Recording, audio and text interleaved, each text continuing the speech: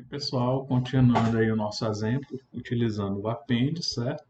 Lembrando que o append, ele faz a inserção de um elemento no final da lista, certo? Função append insere um novo valor no final da lista. Ele faz a inserção de um determinado elemento, de um determinado valor no final da lista, certo?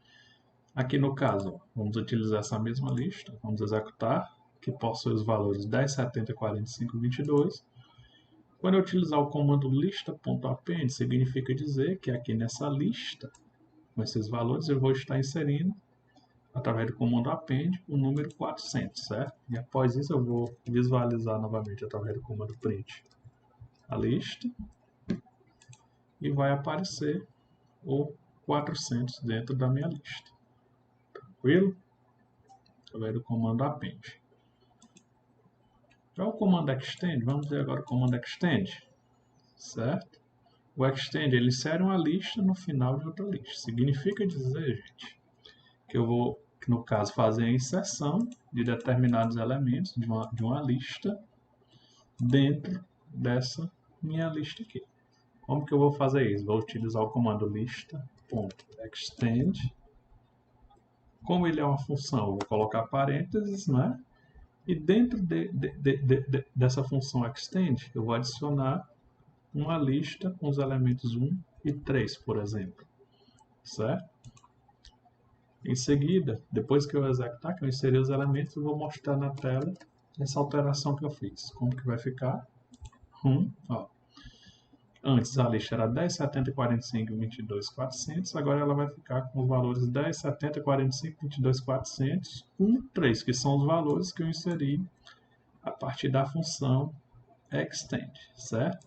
Vamos supor que eu queira eliminar esse elemento 10. No caso, eu vou ter que fazer a eliminação através dos índices. Aqui, no caso, é o índice 0, índice 1, índice 2, índice 3, índice 4, índice 5, índice 6. 0, 1, 2, 3, 4, 5, 6, certo? Vamos supor que eu queira remover o elemento 10. Ele se encontra em qual índice? No índice 0. Então, como que eu vou fazer isso? Eu vou utilizar o comando del. Assim, deixa eu mostrar aqui para vocês o comando del, né? Del, remove o elemento da lista dando seu índice. Del, ó, lista, colchete, 0. Após eu deletar esse elemento da posição 0, que é o 10, eu vou mostrar a minha lista na tela após essa deleção. Ó, antes era 10, 70, 45, 22, 400, 1, 3. Agora é 70, 45, 22, 400, 1, 3. Certo? Isso é o comando del. É possível também, gente, eu verificar se um determinado valor pertence a essa lista através do comando in, certo? Comando in, ó. Verifique se um determinado valor pertence à lista. Como que eu vou fazer isso? Posso dar um print diretamente e mostrar na tela e perguntar 22 in lista, ou seja, o 22 ele pertence a essa lista, ele vai retornar um valor true ou false, verdadeiro ou false. Vou colocar aqui um comentário, true ou false. Certo? Esse comentário ele não vai ser executado, é só para comentar mesmo no nosso código. Ó, vou executar, ó, true. Por quê? Deu true porque o 22 ele se encontra dentro dessa lista, certo? Mas vamos supor que eu queira, por exemplo, verificar se o número 80, como está no nosso exemplo, em lista, está dentro da minha lista. Ó, vou executar, ele vai retornar um false, porque o número 80 ele não se encontra dentro da minha lista, certo? Agora vamos dar aqui um print novamente na lista. Vamos mostrar a lista na tela. 70, 45, 22, 400, 1, 3, certo? Vamos falar agora da função reverse. A função reverse, ela inverte os valores de uma lista, certo? Voltando no slide, reverse, ó, inverte os elementos de uma determinada lista. Como que eu vou fazer isso? Ó? Primeiramente, eu vou utilizar o lista, colocar o nome da minha lista, ponto. Função reverse, né? E em seguida eu vou imprimir para mostrar a minha lista invertida. Ó, antes ela era 70, 45, 22, 401, 3, agora ela foi invertida. Ela é 3, 1, 400, 22, 45, 70. Certo? Aí vamos supor que agora eu quero ordenar isso aqui em ordem crescente. Eu vou utilizar agora a função sort. Ok? Função sort faz a ordenação de números em ordem crescente. Certo? Vamos lá. Lista.sort. Primeiro eu altero, ordeno em ordem crescente utilizando sort. Em seguida dou um print na minha lista. A minha lista ela vai agora ser ordenada aqui embaixo em ordem crescente. Viu? Vamos agora ver essa parte, gente, de concatenação de listas, certo? A concatenação de listas ela é realizada através do comando mais, certo? Ou da vírgula também, que nós já utilizamos em alguns exemplos. A concatenação é a junção de duas listas, certo? Vamos aqui ver um exemplo. Eu tenho aqui a variável N1, que vai receber uma lista com os valores 30, 40, 50, 60, certo? Eu tenho uma variável N2 com os valores 80, 90, 100. Eu vou mostrar na tela essa variável N1, print N1, essa lista N1, perdão. A variável N1 que está armazenando, no caso, a lista N1, né? Eu vou mostrar na tela a variável com a lista N2. Ó, se eu executar isso aqui, ele vai mostrar o N1 aqui. Para facilitar mais, vamos colocar aqui entre aspas, N1 igual, aspas, vírgula. Aqui é uma outra forma de concatenação. Está concatenando esse texto com o valor dessa variável, que é isso aqui. Aqui, entre aspas, N2 igual, fecha aspas, vírgula. Certo? Opa. Coloquei no lugar errado. É aqui no print. N2 igual, fecha aspas, vírgula. N2. Certo? Vamos imprimir isso aqui agora. Executar, ó. N1 vai ser igual a isso aqui, só para identificar, para ficar melhor a nossa leitura. N2 é igual a isso aqui. Agora o RC, no caso é o N1 com N2. Vamos dar um print. Vamos pegar o RC igual a concatenação da lista N1 mais a lista N2. Vamos dar um print, fazer um texto N1 mais N2 igual, para ele mostrar isso aqui, formato de texto, e pegar somente o RC para ele mostrar a concatenação. Executando isso aqui, ó.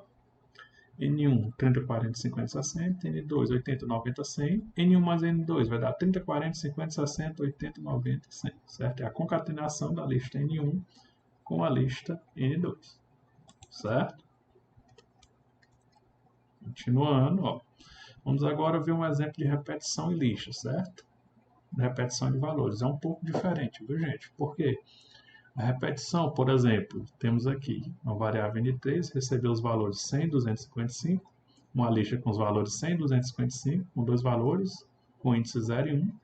Peguei uma variável chamada rep, recebe 4 vezes o N3, ou seja, 4 vezes essa lista aqui, e imprimi na tela essa rep. Dá a impressão que ele vai multiplicar esse 4 pelos valores, mas na verdade, ele vai, no caso, criar essa lista aqui 4 vezes e vai imprimir na tela.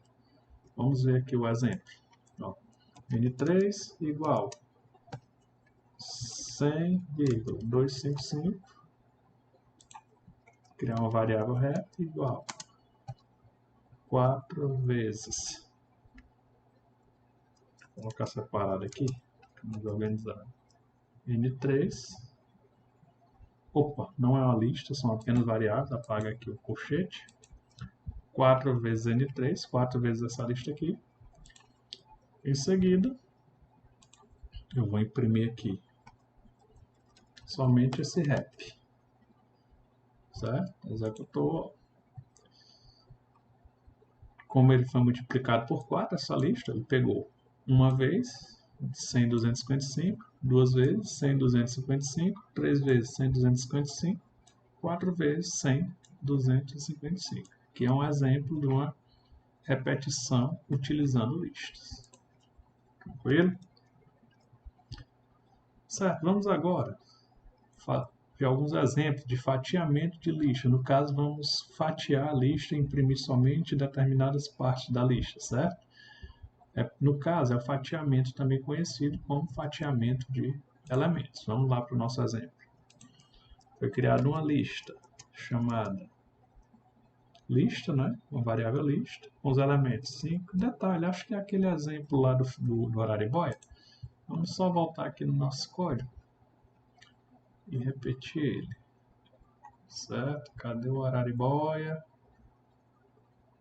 Está se escondendo. Já está aqui. Araribóia. Certo? Vamos pegar esse exemplo. Vamos criar aqui novamente essa lista do Araribóia. Certo? Criar separado. Vamos primeiro executar, criar somente a lista. Clicar aqui nesse bloco, dar um run. Criar a lista Araribóia. Com os elementos. Vamos imprimir. Deixa eu imprimir aqui também. Para ficar mais organizado. Print, list. Ele vai mostrar aqui os elementos, né? Funai, 789, Araribóia, 10J. Agora, vamos agora imprimir os elementos dos índices de 0 até 4. Como que eu faço isso? Dou um print, lista, colchete, 0, 2 pontos, 4. Vou dar um print, ó. Ele vai imprimir 5, Funai, 69, 789. Detalhe, ele está querendo dizer que ele vai imprimir 4 elementos. Só que de 0 até 4, eu tenho 5. 0, 1, 2, 3, 4. 0, 1, 2, 3, 4. De 0 a 4 são 5 elementos, certo? Por exemplo, aqui, 0, até colocar bem aqui. 0, 1, 2, 3, 4. De 0 até 4, temos 1, 2, 3, 4, 5 elementos, certo? Só que aqui no caso, o que ele fez? Contando de 0 a 4 para cá, perdão, vou colocar aqui 0 até 4, aqui é a posição 0, aqui é a posição 1, aqui é a posição 2 e aqui é a posição 3. De 0 até 4 é para eu ter 5 elementos. Então, se eu for contar de 0 até 4, eu vou ter 5 elementos. Não vai estar correto, certo? Ele quer 4 posições. Os índices, no caso, eles são contados diferentemente do elemento. Ou seja, para eu encontrar 4 elementos, como está dizendo aqui, eu tenho que ir do índice 0 até o índice 3. Certo? O índice 3, ele se encontra onde? No 7, 8, 9. Ele quer 4 posições, observe, isso aqui é importante, viu? Tem que prestar atenção para entender. Ó, aqui é a posição 0, um elemento. Posição 1, 2 elementos. Posição 2, 3 elementos. Posição 3, 4 elementos, entenderam? Aqui é a posição 0, 1, 2, 3. Ele quer 4 elementos, entendeu? Então, vão ser somente esses elementos aqui, certo? 5, Funai, 6.9, 789, certo? Se ele fosse imprimir de 0 a 4, ele não imprimiria 5 elementos. Mas eu deixo um bisuzinho aqui que ajuda bastante. Por exemplo, se eu quero imprimir, por exemplo, os números de 0 a 4, digamos, aliás, se eu quero imprimir os 4 elementos, basta eu imprimir até n-1, de 0 até 4 menos 1, que é 3. Entendeu? Que vai ficar 0, 1, 2, 3. Ele vai ficar 0, 1, 2, 3. 0, 1, 2, 3, certo? Elemento 0, elemento 1, elemento 2 e essa lista aqui é o elemento 3. Tranquilo? Vamos para outro exemplo. Vamos aqui testar agora novamente com essa lista, né? Vamos aqui repetir aqui essa lista. imprimir ela de novo, para ela não ficar alterada, certo? É agora, lista, colchete, dois pontos, certo? Agora eu vou fazer o que? Eu vou dar um print nisso aqui, mostrar na tela, ó. Imprimiu 6.9, 789, 6.9 elemento 789, que é uma lista, Araribóia 10J, tranquilo? Ou seja, o que é que ele fez aqui, ó? Os elementos da lista são esses daqui. 5 Funais, 6.9, 789, Araribóia 10J. Ele imprimiu tudo que está após o primeiro e o segundo elemento, após dois elementos. Esse pontozinho quer dizer que ele vai no caso, descartar os dois primeiros elementos e vai imprimir tudo que estiver depois dele. O primeiro elemento é o 5, o segundo elemento Funais. São dois elementos, né? Ele vai excluir esses dois aqui e vai imprimir somente isso aqui, ó. 6.9, 789, a lista com os três elementos, 789, né? Araribóia e a tupla com 10J. Tranquilo? Isso no lista 2. Agora vamos ver aqui mais um exemplo. Novamente, imprimir aqui essa lista. 5 Funais, 6.9, 789, Araribóia 10J. Agora vamos dar um print. 2.4, lista, colchete, certo? Vamos imprimir isso aqui na tela, ó.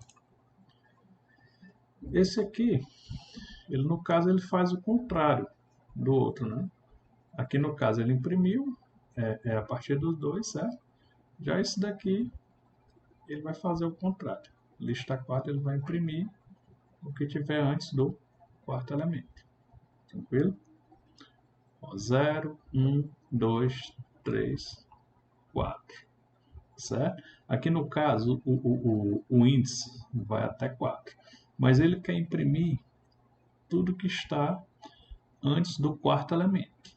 0, 1, 2, 3. Daqui para cá são 4 elementos. Tudo bem? Ou seja, tudo que vier antes desse valor, desse elemento, ele vai imprimir na tela. Cada 5, Funai, 6.9, 789. 1, 2, 3, 4. Vai imprimir os 4 elementos antes disso aqui. 0, 1, 2, 3. 0, 1, 2, 3, 4. Tudo que tiver antes de 4, 4 menos 1, a quarta posição menos 1, ele vai imprimir na tela. 4 menos 1, 3. Então ele vai imprimir 0, 1, 2, 3, que vai ser os mesmos 4 elementos. Lembrando, gente, para não confundir, porque isso aqui às vezes confunde um pouco. Os elementos são uma coisa. Os índices do elemento são outras. Ó, os elementos, temos aqui 1, 2, 3, 4, 5, 6 elementos. 6 elementos, mas contando com 0, temos os índices dos elementos contados a partir de 0. Na posição 0, nós temos o 5. Na posição 1, nós temos Funai. Posição 2, temos 6.9. Posição 3, temos 789. Posição 4, Araribóia. Posição 5, temos isso aqui. Certo? Naquele exemplozinho anterior, nós mostramos, né, as posições. Lista 0, lista 1, lista 2, lista 3, lista 4. Aqui são os índices, aqui, ó. E aqui são os elementos. Não confundir. Aqui nós temos, ó, as posições vão de 0, 1, 2, 3, 4, 5. Tudo bem? Mas os elementos vão de 1, 2, 3, 4, 5, 6. Entendeu? Tem que verificar isso aí. Porque de 0 a 5 nós temos 6 elementos. Mas as posições armazenadas em cada um vão ser 6 elementos. Compreendido? Contando com 0. Tranquilo? Temos o exemplo 4, certo? Vamos agora falar da função range, certo? A função range, ela separa o intervalo de valores inteiros, criando uma lista com os valores dos intervalos associados de uma lista. Ele vai, no caso, percorrer determinados intervalos. Percorremos aqui utilizando a lista diretamente, valores dentro da lista. Agora vamos fazer um exemplo utilizando a função range. Quando eu utilizo somente um parâmetro dentro do range, no caso o parâmetro n, pode ser qualquer valor, ele vai produzir um intervalo de 0 até esse n-1. Esse n-1, por exemplo, se for 5, vai ser de 0 a 5 menos 1, que é 4, de 0 a 4. Se for 6, vai ser de 0 até 6 menos 1, que é 5, que é assim por diante. Ele vai pegar os índices, certo? Vamos ver aqui o primeiro exemplo disso aqui. Lista 1 vai receber um list, né? Range 5, certo? Estou querendo dizer que vão ser impressos valores, vou colocar aqui um comentário, ó, de 0 a 5 menos 1, que é igual, que é quanto? Que é 4, que é igual a 4. Então, de 0 a 4, certo? Vão ser impressos valores de 0 a 4. Agora eu vou dar um print aqui, vou imprimir essa lista 1.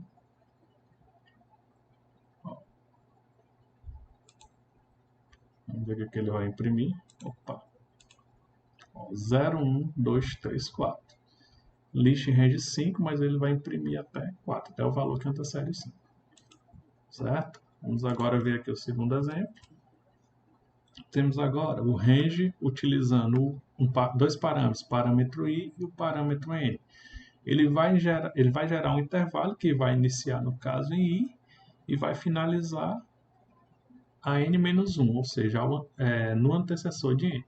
Vamos fazer esse exemplo rapidamente. Lista 2 vai receber list range 3,8, certo? Em seguida, vou imprimir essa lista. Detalhe, vamos aqui, deixa eu explicar aqui para vocês, certo?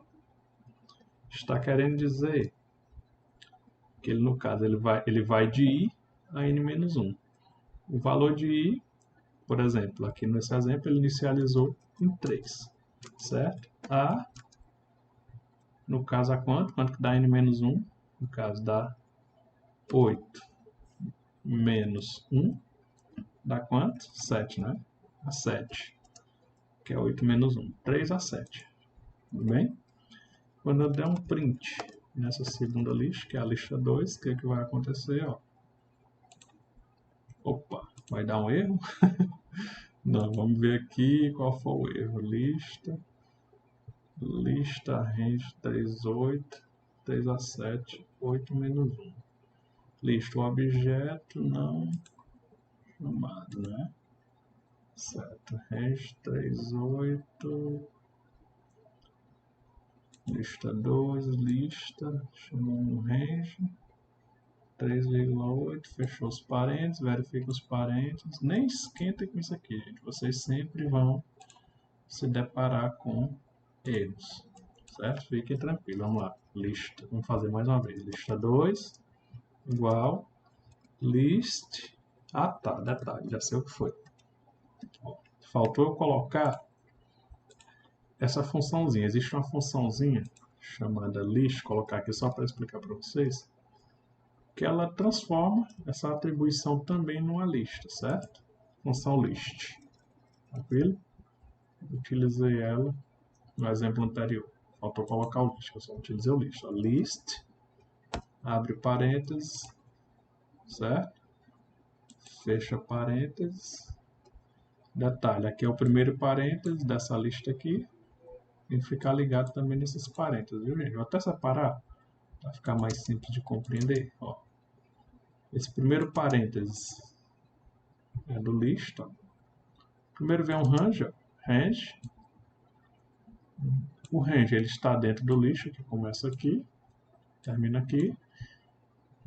E o lista e o range estão dentro da função list, que começa aqui e termina aqui, viu? Às vezes pode dar um errinho pela falta de um parênteses, viu, gente? É muito detalhe, mas é normal. Sempre leiam, observem onde é que está o erro, que o exemplo ele vai estar mostrando para vocês, certo? Ainda está com um errinho. Vamos ver onde é que é esse erro. Vamos verificar esse erro. Lista 2, lista... Ah, tá, pode ser por causa desses espaços. Lista 2 recebe list range. List range 38.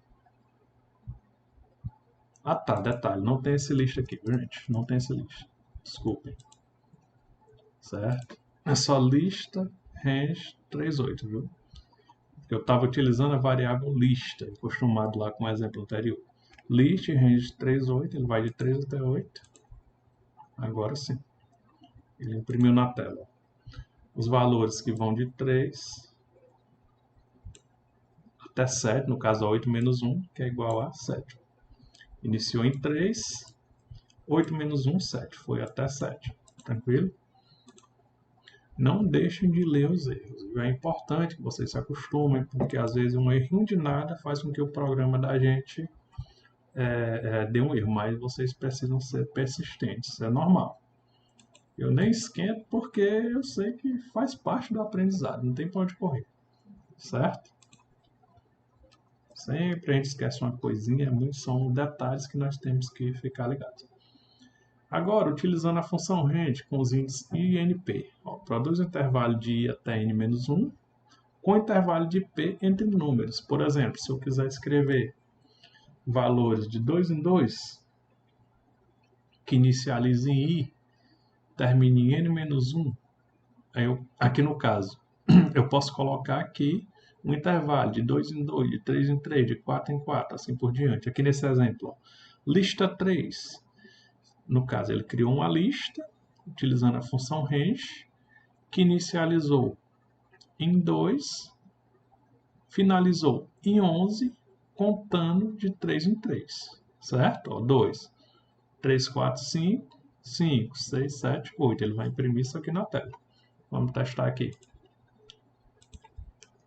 Lista 3, list, range 2,11,3.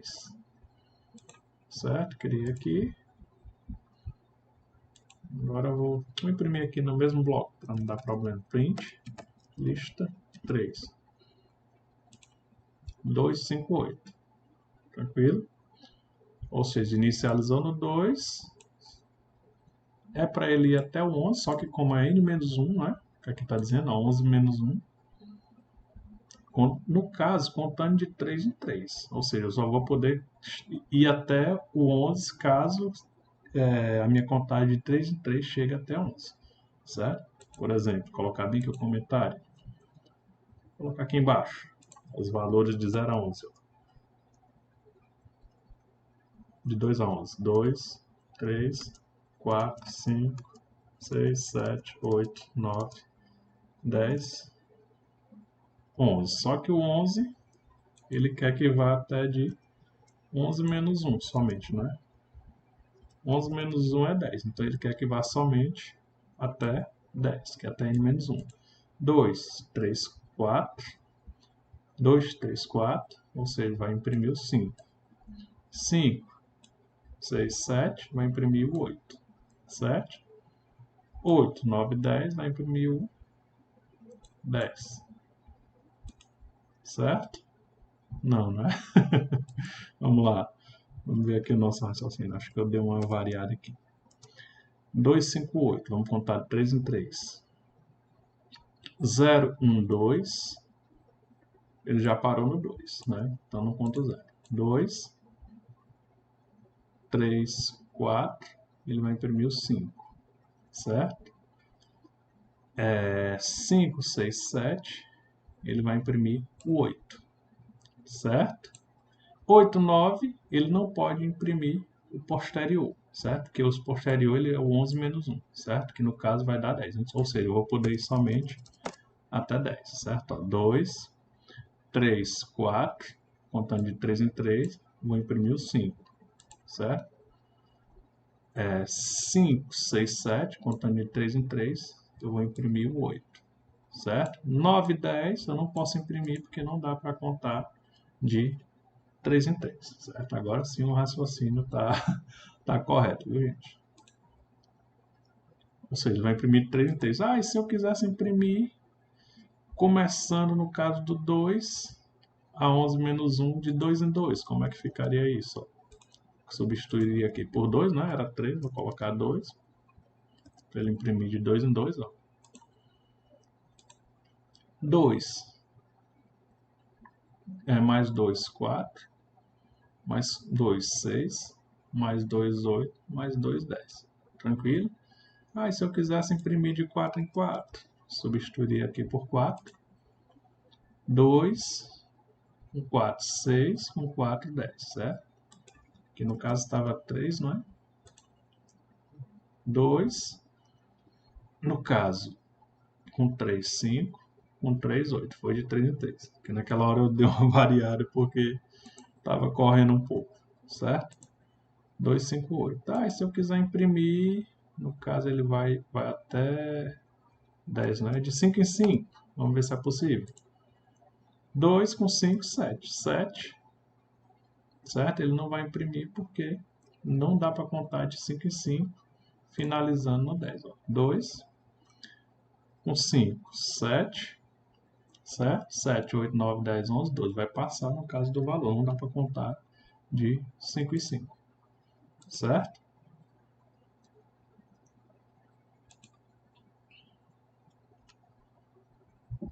Tranquilo. Vamos ver agora algumas operações utilizando tupla, certo? Uma tupla, pessoal, ela é um pouco semelhante a uma lista, certo? Ou seja, uma tupla é um conjunto de valores em sequência semelhantes a listas, porém utilizam parênteses em sua estrutura. A construção dela é parecida com a da lista, só que ela, no lugar de utilizar colchete, ela vai utilizar parênteses, certo? Na tupla, cada valor é identificado por um índice e a principal diferença em relação às listas é que as tuplas são imutáveis e seus elementos não podem ser alterados. Porém, é possível realizar operações que podem empacotar e desempacotar valores de uma tupla. Eles vão empacotar e desempacotar, mas eles acabam fazendo uma certa mudançazinha. Temos aqui um exemplo da criação de uma tupla. Vamos aqui criar essa tupla rapidamente. Ó, tupla recebe, parênteses, 15, 25, 35, 45, 55, certo? Cria uma tupla com esses elementos aqui.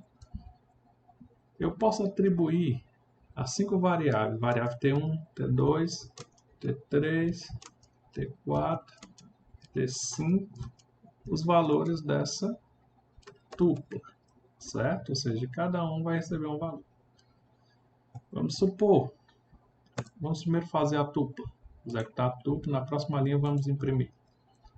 Print T1 igual, vou concatenar, não é? Utilizando a vírgula T1. Aí vírgula, entre parênteses de novo, vou dar um espaço para não ficar junto, T2 igual, aí vírgula T2. Certo? Vou imprimir isso aqui, ó. Ele vai mostrar na tela T1 igual a 15, que é a primeira posição que foi atribuída, e o T2 igual a 25, que é a segunda posição pela qual foi atribuído. E se eu quiser fazer uma soma de dois valores dessa tupla, é possível? É. Print, ó, T4 mais T5 é igual a... Ó, aí aqui está entre aspas, detalhe. Separei o texto agora da soma, agora aqui somar T4 mais T5. Aqui é o texto, ó. Aqui o que está depois da vírgula está concatenado com a soma dos dois valores. Vai mostrar o valor 100, certo? O valor de T4, 35 mais 45, certo? Vai dar quanto? 35, 45. Deixa eu ver aqui, o valor de T4 é esse mesmo? T1, T2, T3, T4. Ah não, tá aqui. T4 é 45, certo? E o T5 é 55. 45 com 55 vai dar 100, certo?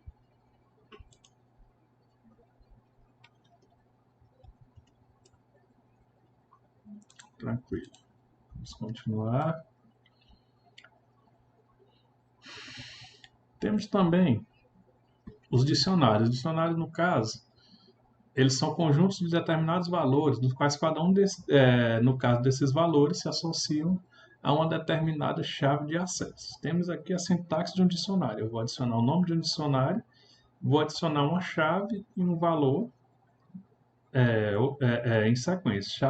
Chave 1, valor 1, chave 2, valor 2, chave 3, valor 3, chave N, valor N. Isso aqui é a sintaxe de criação de um dicionário. Tudo bem, gente? Aqui, nós temos agora um exemplo de um dicionário. Detalhe, não obrigatoriamente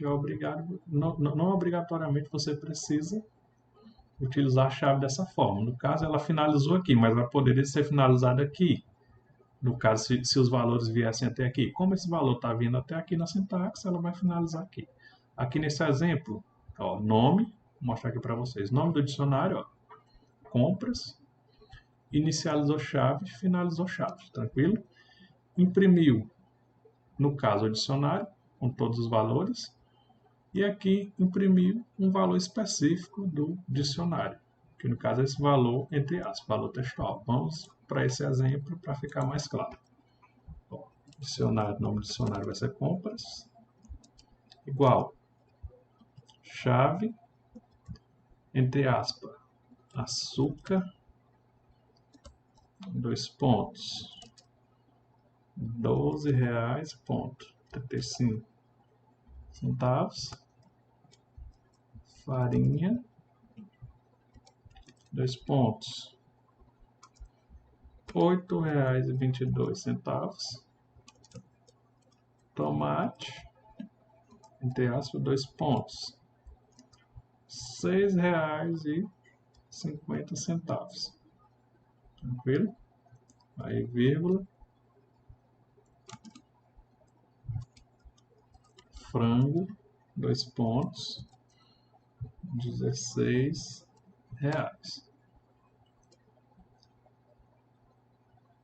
Digamos que seja reais, né? Eu não coloquei aqui o RS, identificando que é reais, nós vamos supor que esses valores sejam reais, certo? Agora, certo, vamos dar agora um print, mostrando na tela. Esse dicionário compras, viu? Ele vai mostrar o nosso dicionário, ó.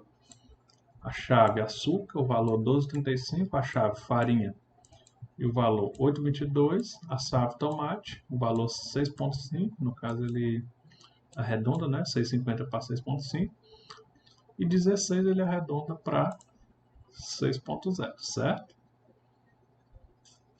Ah, tá. Não dá para visualizar, então vamos colocar aqui. Vamos supor que eu queira imprimir o valor desse tomate. Como é que eu faria para imprimir? Vou colocar aqui em outro bloco para ficar mais visível. Print, ó, compras, abriria um colchete, colocaria entre aspas o nome tomate, certo? Ele imprimiria o valor 6,50 na tela.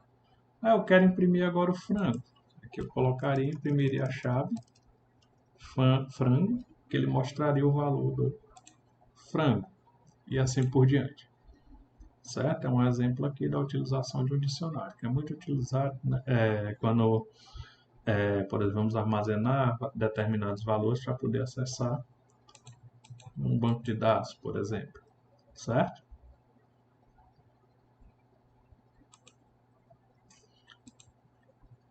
Vamos supor que eu queira, no caso, adicionar esse valor do frango, certo? No caso, o valor R$17,50. Como que eu faria isso? Primeiramente, vou apagar isso aqui. Eu vou acessar o dicionário compras, certo? A chave frango e vai receber 17,50.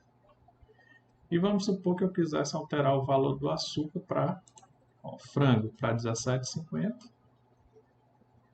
Cadê o frango? O frango está aqui 16. E o açúcar para 11, é 11 quanto? Está lá no exemplo? 11,35, né? Compras,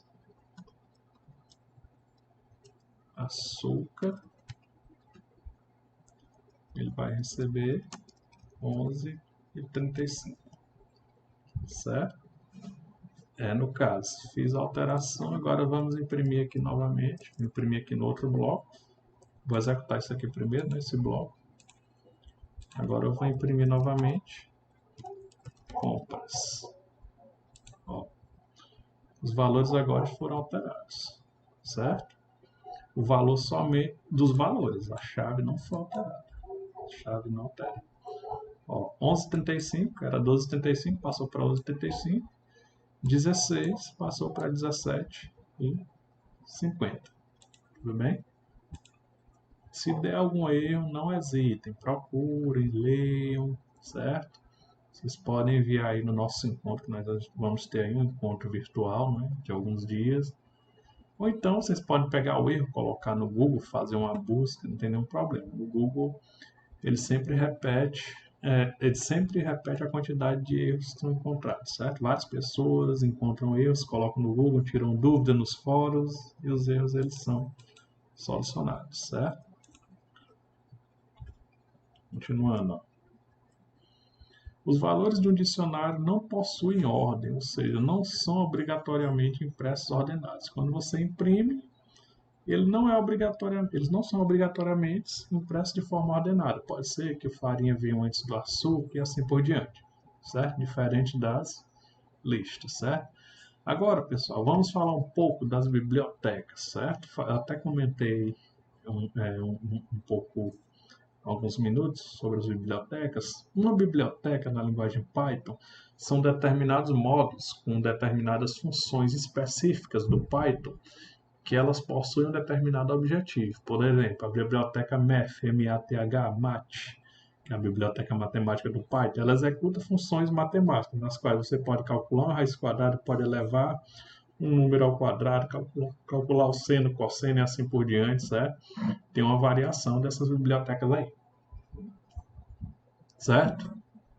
Geralmente, as bibliotecas são importadas no início de um programa ou de um script em Python através do comando import, certo?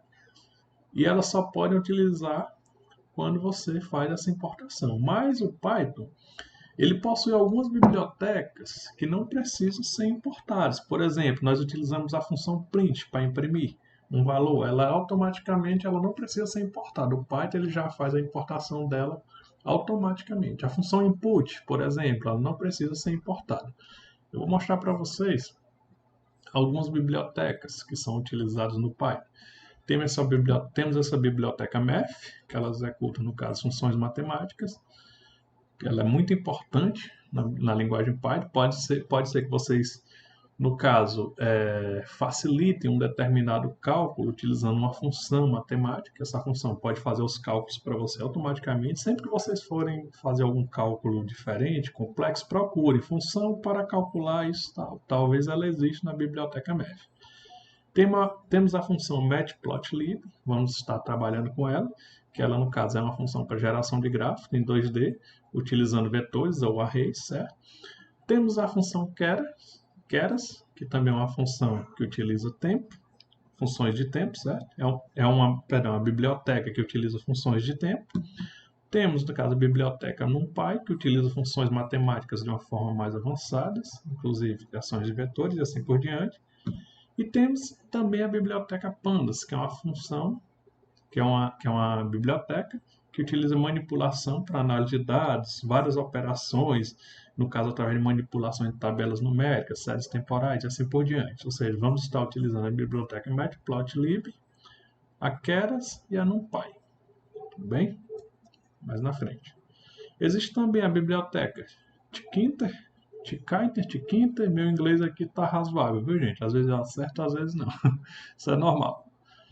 Que, no caso, é uma biblioteca utilizada para a criação de interface gráfica padrão.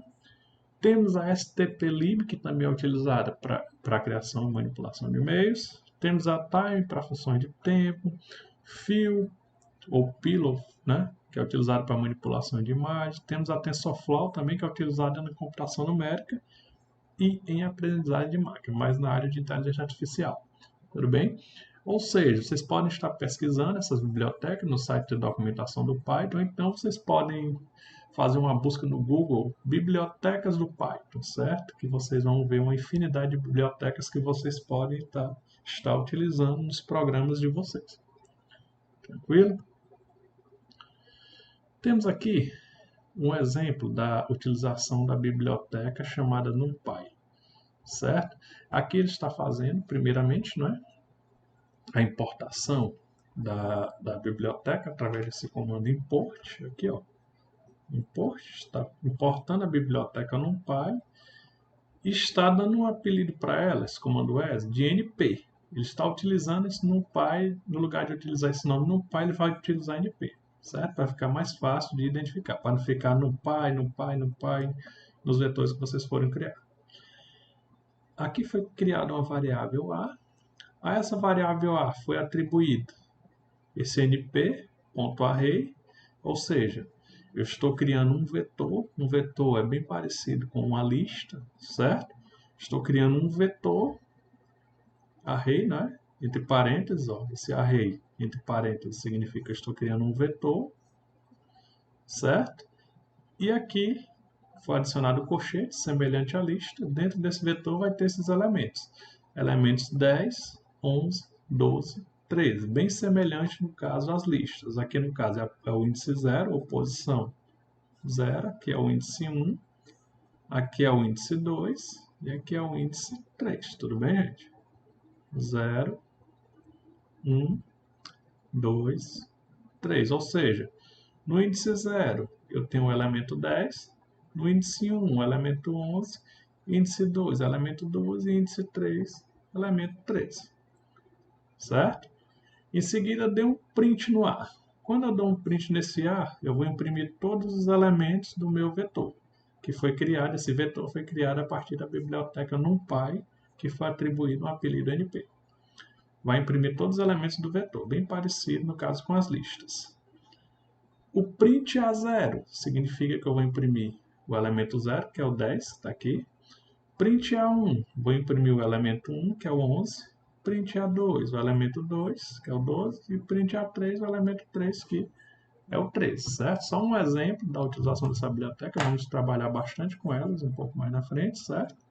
Essa biblioteca, casa NumPy, ó. Só um exemplozinho de utilização de biblioteca, nós vamos trabalhar bastante com essa biblioteca NumPy.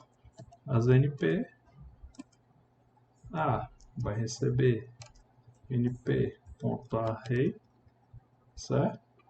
Colchete. Opa, faltou uma coisa, faltou parênteses. Parênteses, colchete, 10, 11, 12, 13. Os elementos 10, 11, 13. Índice, no caso, os índices 0, 1, 2, 3. Como foi mostrado naquele exemplo que eu dei para vocês. Vou imprimir agora o meu vetor. Certo? Vou imprimir agora o meu vetor. Vai mostrar na tela todos os elementos do meu vetor. 10, 11, 12, 13. Certo? Os elementos do meu vetor, 10, 11, 12, 13, foram impressos na tela. Vou imprimir a posição, no caso, do meu vetor A, que está no índice 0. No caso é o 10, né? Ó, vai mostrar na tela o 10. Vou imprimir no meu vetor A o índice 1. Quem está no índice 1 é o 11. 0, 1, agora é o 11 que ele vai imprimir, né?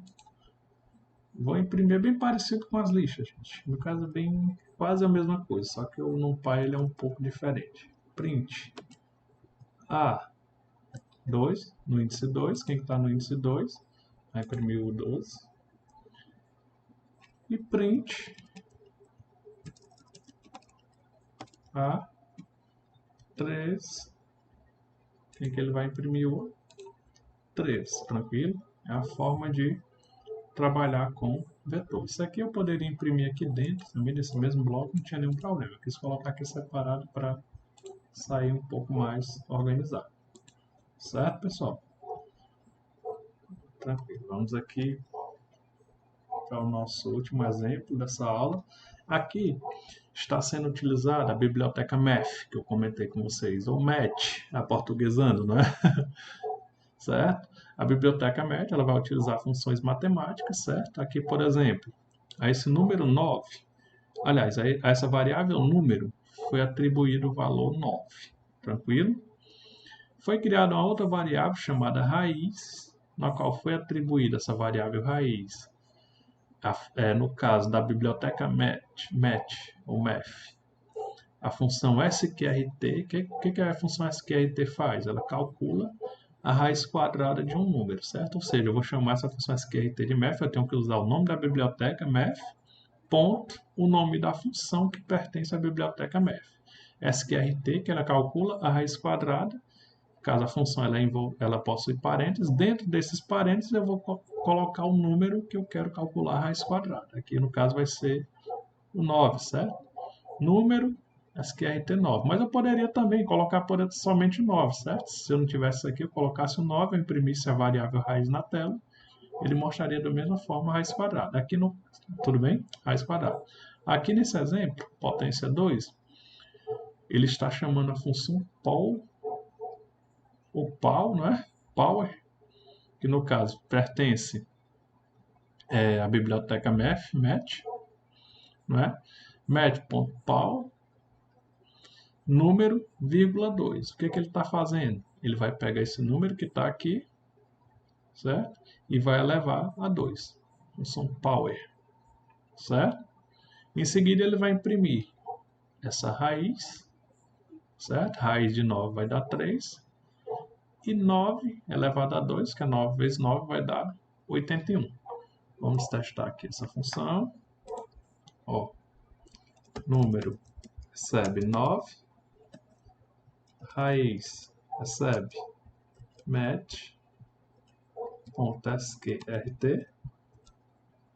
número, certo?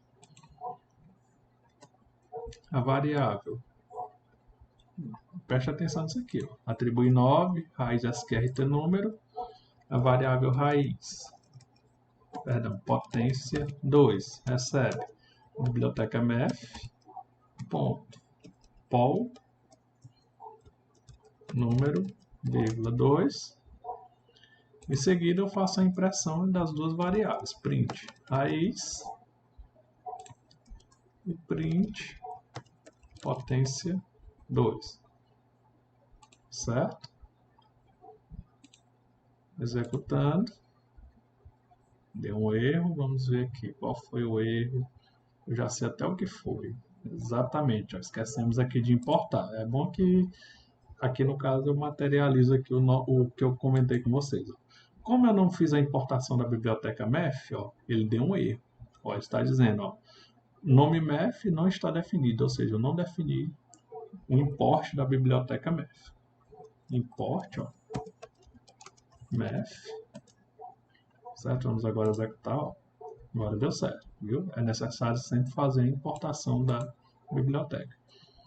Ó, no caso, ele imprimiu a raiz de 9 é 3, 9 elevado a 2, que no caso é essa função poll, ela vai pegar a base, elevar a um expoente, né? Está pegando a base que está armazenada em números, está elevando a 2, no caso 9 elevado a 2, 9 vezes 9 dá 81. E aqui está fazendo os cálculos através dessa biblioteca Math. Detalhe, essa biblioteca Math ela precisa ser importada. Já para utilizar o print ele já é da biblioteca padrão do Python. Não necessita de importação, certo? Nenhum input, nem várias outras funções. Tudo bem, gente?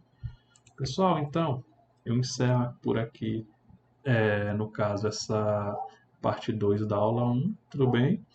Até a próxima aula. Tudo bem? Qualquer dúvida, estarei disponível nas aulas online, nos encontros online, certo?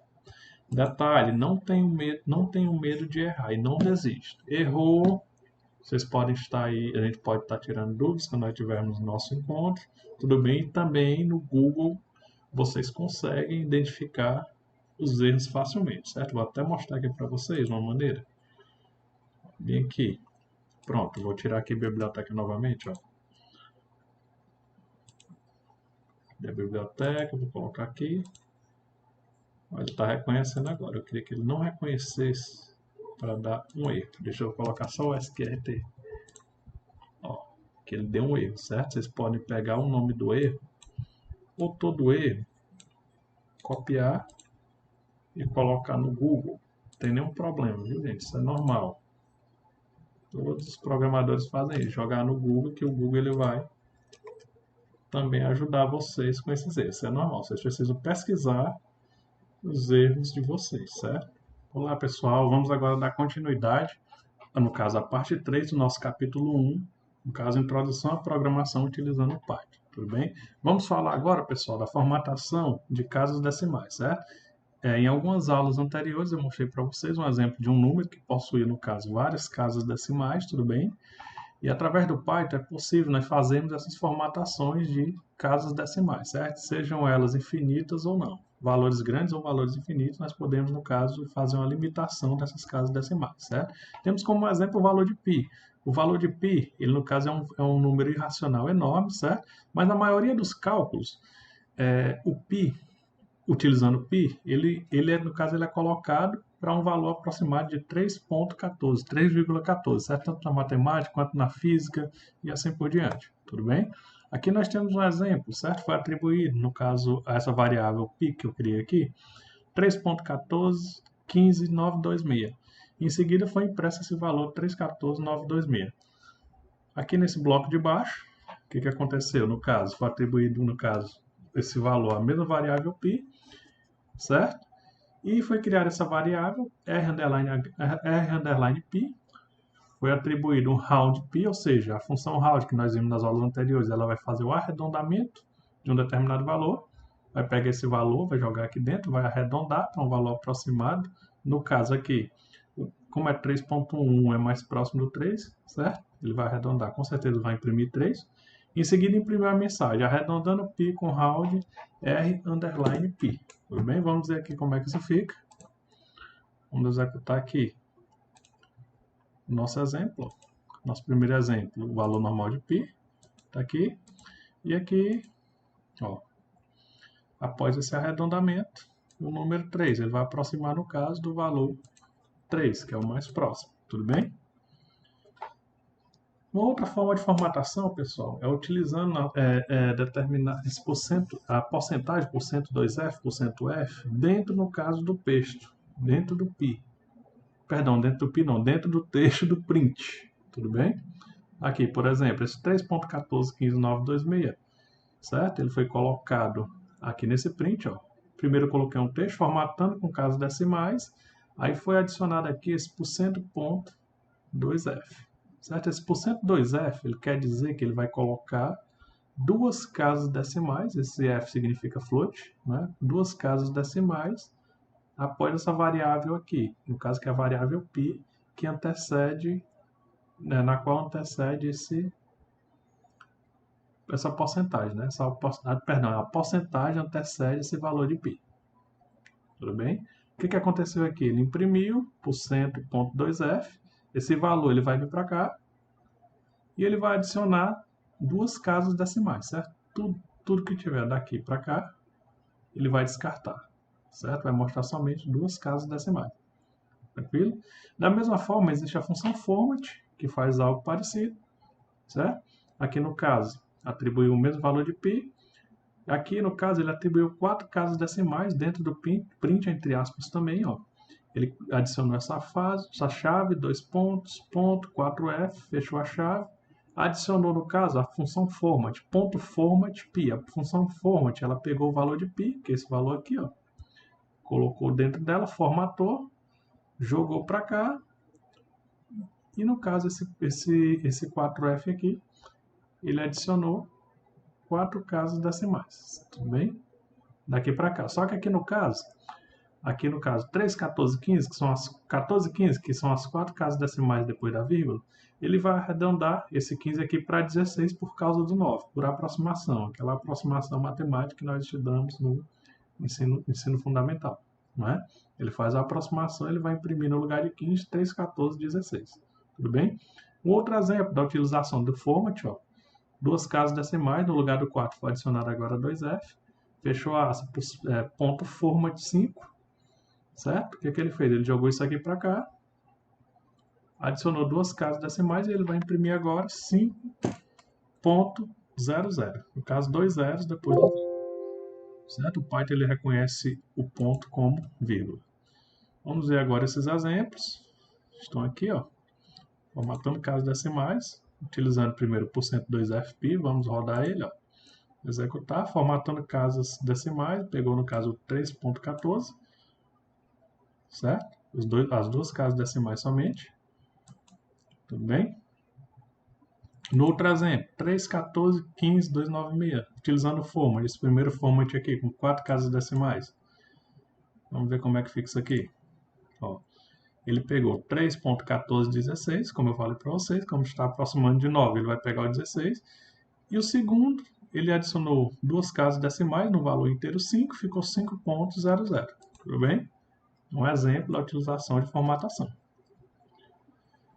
Eu comentei também, pessoal, sobre a indentação de código, certo? A indentação de código é uma forma de nós organizarmos a estrutura do nosso programa de forma hierárquica, certo? Para, no caso, nós melhorarmos a legibilidade do código, para que o código fique delimitado, para que eu saiba, no caso, quem está dentro de quem vai executar primeiro, quem vai executar por último e assim por diante, certo?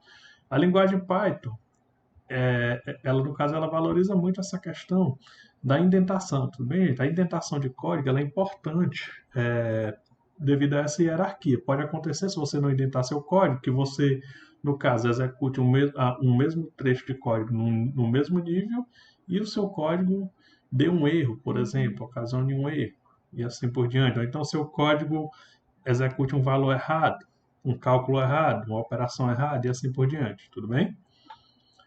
Certo? Ou seja, uma indentação errada ela pode ocasionar erro durante a execução de código. E o Python, ele praticamente nos obrigou, não é?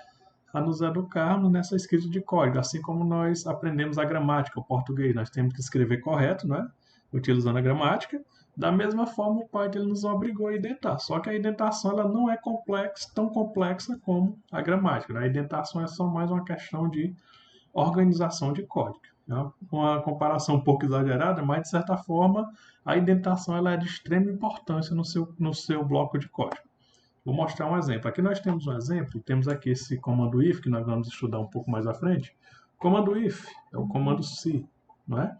O comando if, ele está sendo executado se o a for maior do que b, ele está chamando esse print. Print, o valor a é maior do que b. Está imprimindo isso aqui na tela. Observem que aqui nesse trecho de código tem aqui, ó, esse espaçozinho. Esse espaçozinho é uma indentação. Por que ele é uma indentação? Porque, no caso, esse print, esse espaçozinho quer dizer que o print se encontra dentro do if. É uma indentação de código, tudo bem? O código está indentado. Eu poderia colocar esse print aqui. Nesse caso, não, porque aqui no caso, o print ele precisa estar dentro do b para que ele possa mostrar essa mensagem caso A seja maior do que B. Certo? Se ele tivesse aqui, ó, no caso ele até executaria, mas ele não executaria de forma correta. Ou seja, eu poderia colocar um valor A maior do que B, mas de qualquer forma ele imprimir isso aqui, sendo A maior que B, menor do que B, e assim por diante, certo? Ou seja, aqui é a maneira errada da indentação de código dessas operações, porque essa operação precisa dessa daqui, essa daqui precisa estar dentro dessa daqui, certo? A indentação de código, gente, ela vai depender da necessidade, ela não é obrigatória, certo? É de extrema importância que você indente seu código, tudo bem, mas ela não é obrigatória em alguns casos somente. Por exemplo, temos aqui ó, a atribuição de um número, você não vai precisar colocar isso aqui, indentar isso aqui dentro disso aqui, nem isso aqui dentro disso aqui, ó. São só atribuições de números, certo? Vamos ver alguns exemplos de indentação utilizando o comando if, while e assim por diante, que é mais importante. Aqui está imprimindo, ó. Normalmente não vai precisar também ter uma indentação, não vai precisar ter uma hierarquia de execução dos códigos. Tranquilo? Aqui nós temos um outro exemplo, certo? Do print, dentro do while, ó. Esse print aqui. Ele poderia estar mais para cá, não tinha problema. Era, o primeiro espaço, geralmente nós alinhamos primeiramente para indentar, aí depois apertamos a tecla Tab do teclado, Tab, para ele dar um espacinho para você alinhar o seu código, para ficar tudo bonitinho, certo? Ou seja, esse print ele está indentado, está dentro do while, ou seja, ele pertence ao while. Vamos falar agora de algumas estruturas de decisões, certo? As estruturas de decisões, elas são de suma importância na programação. Elas são estruturas que fazem com que os algoritmos tomem decisões ao longo de sua execução, baseado no resultado de uma expressão booleana, expressão verdadeira e falsa. Lembra que nas aulas passadas nós falamos da tabela verdade, verdadeira, falso, falso, verdadeiro, certo? E a partir dessa decisão, o algoritmo ele vai seguir um determinado fluxo. Tudo bem? Ele vai, se acontece isso, eu vou executar isso aqui. Se não, eu vou executar isso aqui. E assim por diante, tudo bem? No caso, a estrutura de decisão, ela se divide no if, que significa se em inglês, if else, que seria se não, if else, que no caso é se não, se. Tudo bem? O comando if ele é o comando utilizado quando é necessário fazer uma decisão em relação a um trecho. Detalhe, aqui primeiro é somente o if, viu gente? Quando, no caso, ele precisa fazer uma decisão em relação a um trecho de execução do programa, certo? Aí ele vai ser utilizado, certo? Ou não, certo? Ele vai ser executado ou não. Ele vai estar, no caso, associado a uma determinada condição. Se condição verdadeira, ele vai executar. Tudo bem? Somente se essa condição for verdadeira. Isso o if, quando ele está sozinho. Aqui nós temos um exemplo da utilização do if, certo? Temos a sintaxe do if aqui, se. Você vai colocar aqui uma condição, geralmente de preferência entre parênteses, né? Se condição, dois pontos, vai executar bloco de instruções. Ou seja, esse bloco de instruções ele está identado em relação ao if. Significa dizer que se o if for verdadeiro, ele vai executar o que está dentro dele de forma hierárquica, certo? Como se o if fosse pai disso aqui. Esse aqui é o filho. Tudo bem? Nós temos aqui esses exemplos. Aqui estão solicitando que o usuário digite dois valores inteiros. O usuário vai digitar o primeiro valor inteiro, o segundo valor inteiro. Em seguida é feita uma comparação. Se o primeiro valor digitado for maior do que o segundo valor digitado, ele vai imprimir o primeiro valor é maior que o segundo valor. Certo? E aqui tem uma outra condição. Se o segundo valor digitado for maior que o primeiro valor, ele vai imprimir na tela o segundo valor é maior que o primeiro valor. Tudo bem? Vamos ver como é que fica isso aqui na prática. Só para nós darmos aí, testarmos aí os nossos códigos, ó. Aqui eu já deixei pronto para o usuário digitar um valor. Se num maior do que 2, o que vai acontecer? Ó, print, ó, o primeiro valor é maior que o segundo, certo? Embaixo tem mais um if, vou aqui repetir ele, só para a gente dar uma alteração. Se o segundo valor for maior do que o primeiro valor, o que vai acontecer? Só trocar aqui, ó. O segundo valor vai ser maior que o primeiro valor. Bem, vou executar isso aqui agora, ó. Esse meu código aqui. Vamos digitar aqui 10, 5. Primeiro valor 10, segundo valor 5. O primeiro valor, que é 10, é maior do que 5. Vamos executar novamente, ó. 5, 10. O segundo valor é maior que o primeiro valor. Tudo bem? Tranquilo, não é? Temos também, pessoal, a estrutura de decisão. Na estrutura de decisão, o comando if-else, certo?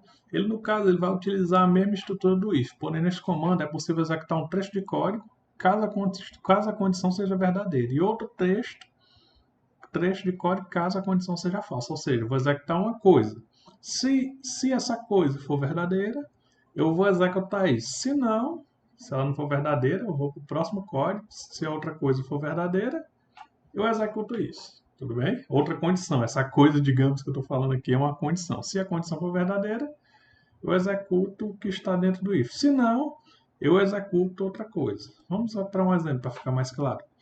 Aqui no caso nós temos aqui a sintaxe, no caso da estrutura de decisão if-else. if, condição, dois pontos, certo?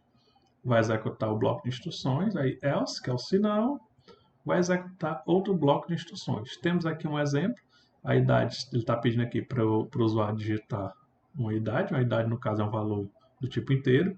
Se essa idade for menor do que 18, ou essa idade for maior do que 60, ou seja, menor do que 18 é menor de idade, maior do que 60, no caso é um valor acima de 60, que no caso não é permitido que tire carteira de motorista, pessoas acima de 60 anos, então ele vai imprimir na tela. Você não pode tirar a carteira de motorista. Por quê? Porque a idade, no caso dessa pessoa, vai ser menor do que 18 e maior do que 60. Se não, ou seja, se isso aqui não for verdadeiro, que é o else, né? O que ele vai imprimir? Você está apto a tirar a carteira de motorista. Ele vai dizer que você está apto a tirar a sua carteira de motorista. Tudo bem? Vamos ver como é que fica isso aqui na prática. Ó, if idade menor que 18, vou dar aqui um or, dá um espacinho para esse or não ficar muito junto, or, idade maior que 60, na sintaxe no final tem dois pontos aqui, não é? Eu vou imprimir na tela a mensagem, você não pode tirar a carteira de motorista. Tranquilo? Imprimir isso aqui na tela, certo? Vou dar agora um else. Observem que o else ele está alinhado com o if, tudo bem? O else ele é um comando que não pertence ao if, ele é um outro comando caso o if não seja verdadeiro. Então, else, print, você está apto a tirar a carteira de motorista. Tudo bem? Vamos agora testar aqui o nosso código. Vamos ver como é que ficou.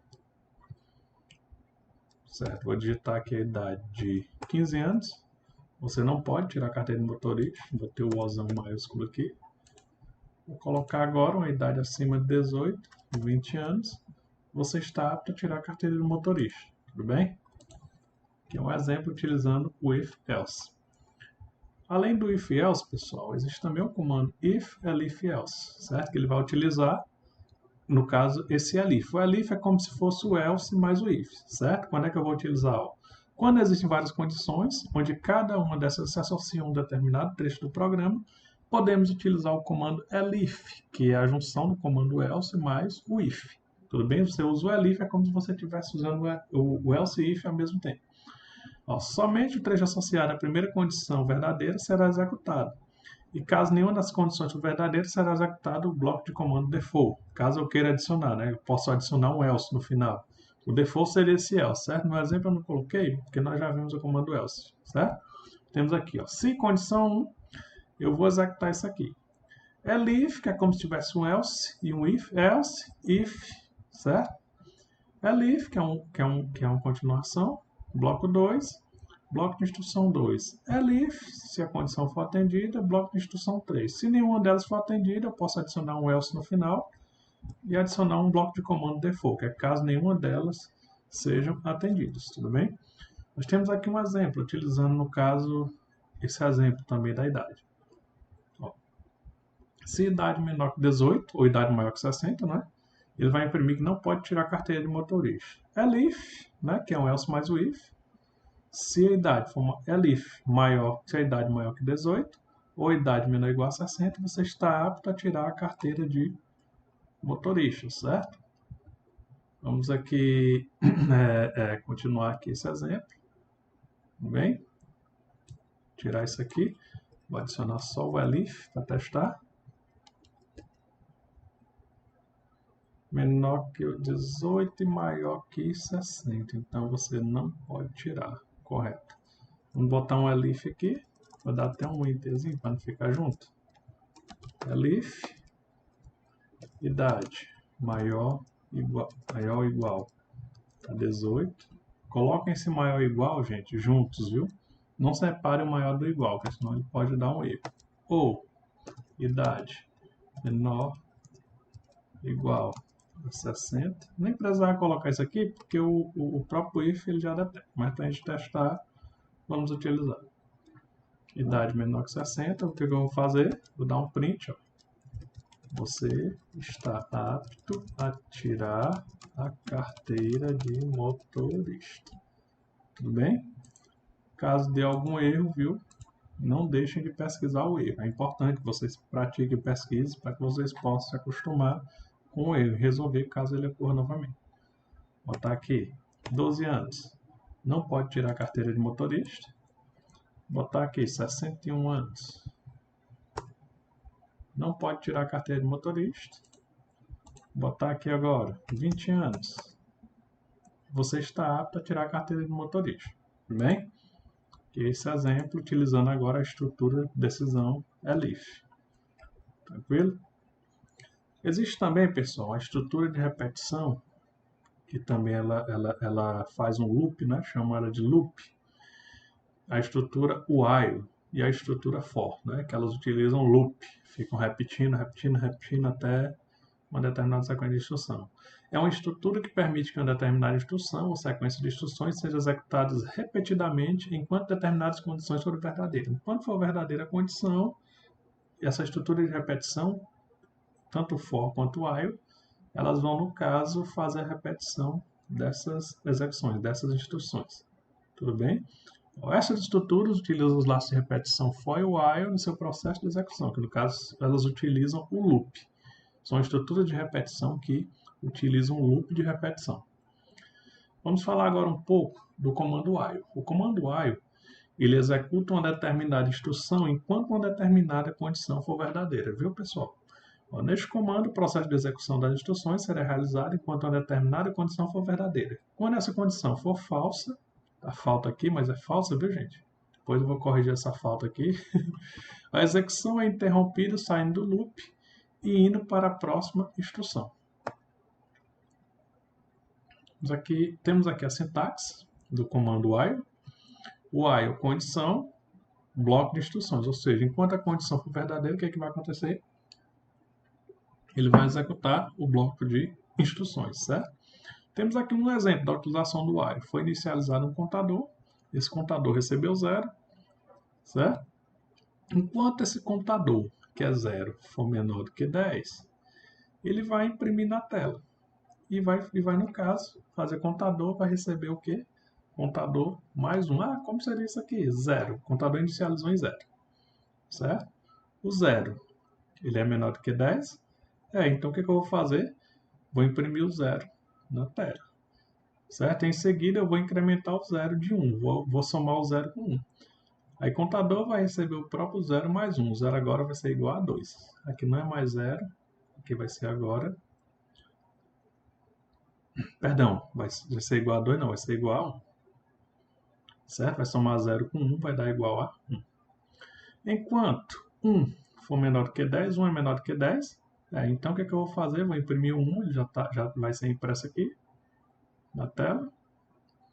E em seguida eu vou incrementar o 1. O contador vai receber 1 mais 1, que é igual a 2. Aqui não é mais 1, aqui agora vai ser 2, esse contador. 2 é menor do que 10. É sim, então o que eu vou fazer? Eu vou imprimir o 2. Jogar o 2 aqui, vou imprimir. Em seguida, o contador vai receber contador mais 1, ou seja, o contador vai receber o 2 mais 1. 2 mais 1 é igual a 3, então aqui não vai mais ser 2, vai ser agora 3, certo? 3 é menor do que 10? Então o que eu vou fazer? Vou dar um print no 3, vou imprimir o 3, né? Em seguida, o contador vai receber o 3 mais 1, né? Que é igual a 4. Aqui não vai ser mais 3, vai ser 4. 4 é menor do que 10? Vou imprimir, vou incrementar, sim. E esse processo ele vai continuar até chegar no valor menor do que 10. O último valor menor do que 10 é o 9. Vai de 3, 4, 5 até chegar no 9. Quando chegar no 9, o que vai acontecer? Ele vai contar 9 mais 1, 10. 10 é menor do que 10? Não. 10 ele seria menor ou igual a 10. Ele vai parar e vai mostrar na tela somente esses valores menores do que 10. Tudo bem, gente? Vamos para um exemplo. Para nosso exemplo prático, no caso, não é? Utilizando esse comando while. Vamos criar aqui contador. Vamos criar o contador igual a 0. Enquanto, não é? Contador menor do que 10. Sintaxe tem 2 pontos, não é?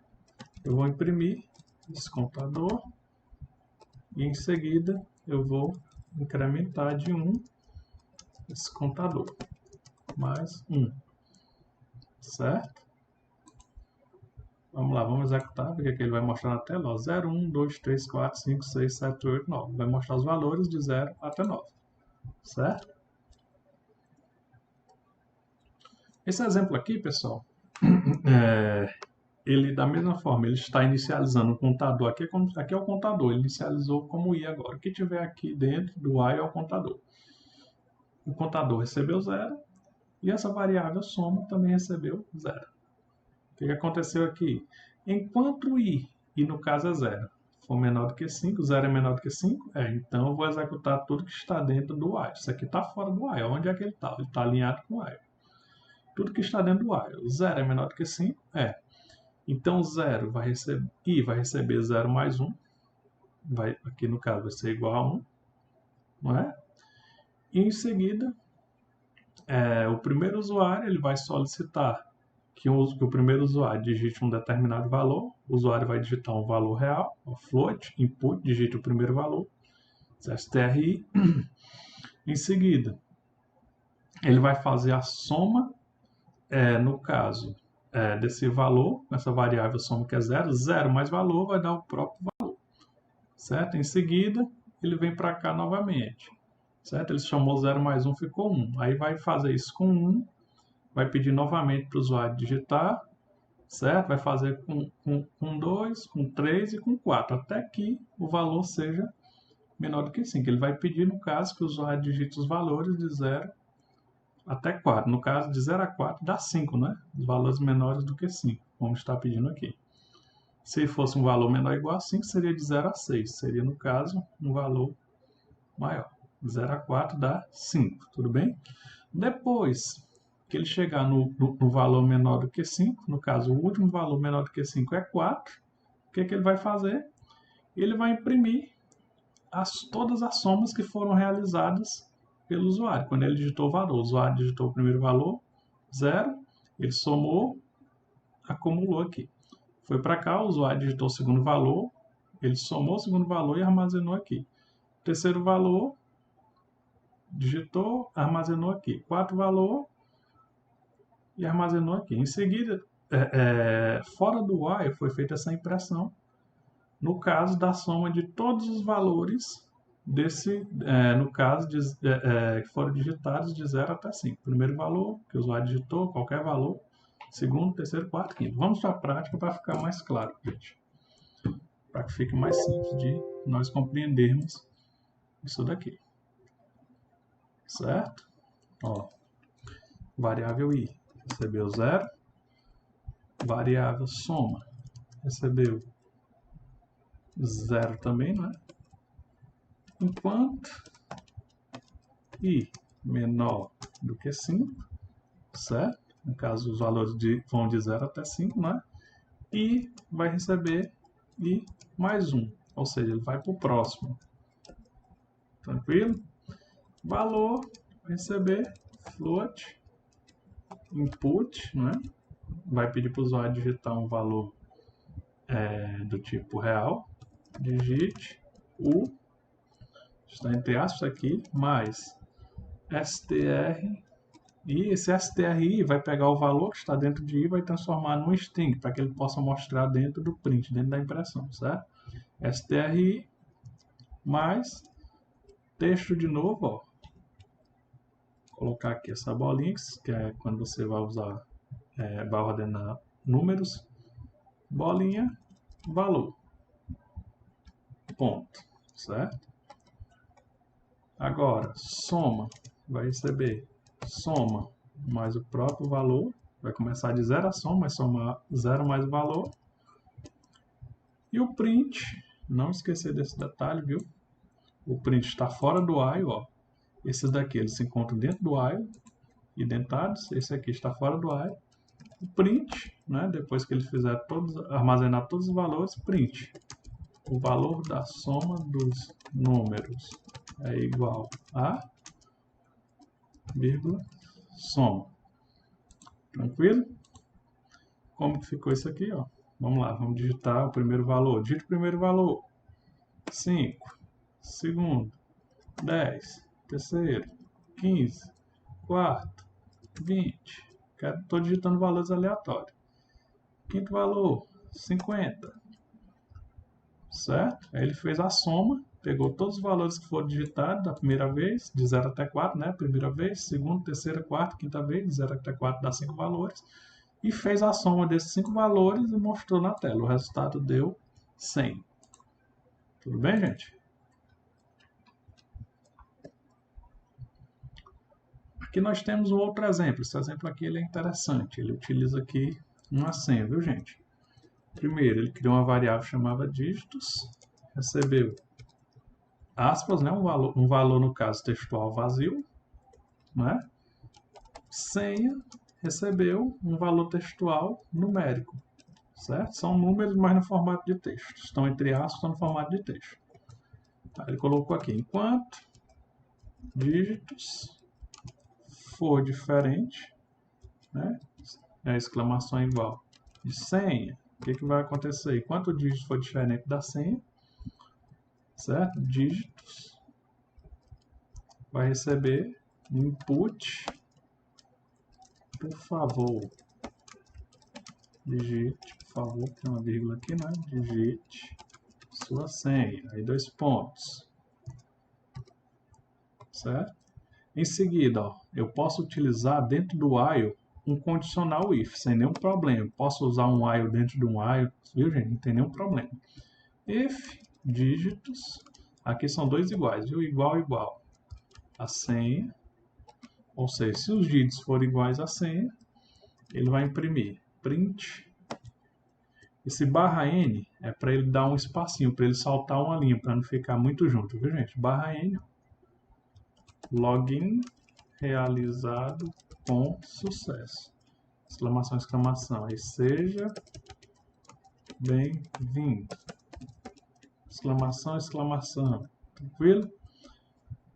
Aqui agora tem o else, né? O detalhe, o else ele vai ficar embaixo desse if, certo? Porque no caso ele é caso o if não seja verdadeiro. Se não, print barra N, a sua senha está incorreta. Tem ali, digite novamente ou repita, quem vai decidir esse texto é você. Novamente. Tranquilo? Vamos ver aqui, vamos executar, ver como é que vai ficar. Ó, você vai digitar uma senha qualquer, por exemplo, vou digitar 1, 2, 3. Bom, ele vai dar um erro porque ele não tem, perdão, ele não tem não, porque no caso esse dígito aqui, ó, foi digitado um I no lugar do O, certo? Fiquem ligados nisso aí. 1, 2, 3, vamos ver. Ó, sua senha está incorreta, digite novamente, tudo bem? 4, 5, 6, ele vai dizer que está incorreta, vai mandar eu digitar novamente. Por quê? Porque a senha correta é essa daqui, ó. 1, 2, 3, 4, 5. Agora eu vou digitar 1, 2, 3, 4, 5. A sua senha está incorreta. Opa, digitei 1, 2, 3, 5. 1, 2, 3, 4, 5. Agora sim, login realizado com sucesso. Seja bem-vindo. Tudo bem, gente? Então, é mais um exemplo aí do nosso comando while. Certo? Pessoal, vamos agora, antes da gente entrar no comando for, vamos falar um pouco agora da função range, certo? A função range é porque, no caso for, ele utiliza a range em sua estrutura. É necessário que nós demos uma revisada para que não tenha nenhum problema na nossa aprendizagem. Antes de estudarmos o comando for, é necessário que aprendamos primeiramente como utilizar uma função base da biblioteca padrão do Python, a função range, que nós vimos nas aulas anteriores. Essa função nos permite especificar o início de uma sequência, o passo e o valor final. Como que seria isso? Ó, temos aqui, ó, a função range permite a utilização de 1 a 3 parâmetros em sua sintaxe. Temos aqui um exemplo com 3 parâmetros, que é o range n, que ele vai gerar um intervalo de 0 a n-1. Como é isso? 0 a n-1? Por exemplo, se o parâmetro for 5, ele vai, no caso, de 0 a 5-1. 5-1, 4. No caso, ele vai utilizar também 2 parâmetros. Em 2 parâmetros, ele vai gerar um intervalo de i a n-1. Esse i, quem vai digitar somos nós, até um determinado valor que nós vamos estabelecer também. Ou então o range INP, utilizando no caso 3 parâmetros. Ele vai gerar um intervalo que vai de 1 a n-1, com intervalos entre P e os números. Esse P, no caso, é só um intervalo. Se eu quiser, no caso, escrever um número de 1 a 5, esse I vai ser 1, o N vai ser 5, e aqui vai ser, aliás, de 1 a 10 em 2 em 2, esse I vai ser 1, esse aqui vai ser 10. Aqui eu vou colocar o número 2, se eu quiser de 2 em 2. Se for de 3 em 3, eu vou colocar um 3, de 4 em 4, e assim por diante. Certo? Aqui nós temos um exemplo, né? Vimos esses exemplos aqui, alguns exemplos parecidos nos slides anteriores. Vamos para o primeiro. Ó. A recebe list, certo? Está criando uma lista, essa função list, ela cria uma lista, range, set, vai criar uma lista, né? Com 7 elementos, de 0 a 6. Em seguida, eu vou dar um print aqui nesse A, que ele vai imprimir na tela, ó.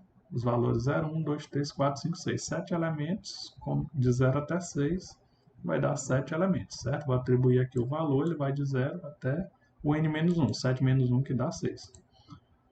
Certo? No segundo exemplo, B, ele vai receber list range 0,4, né? Ó, ele vai imprimir na tela os números 0, 1, 2, 3, no caso.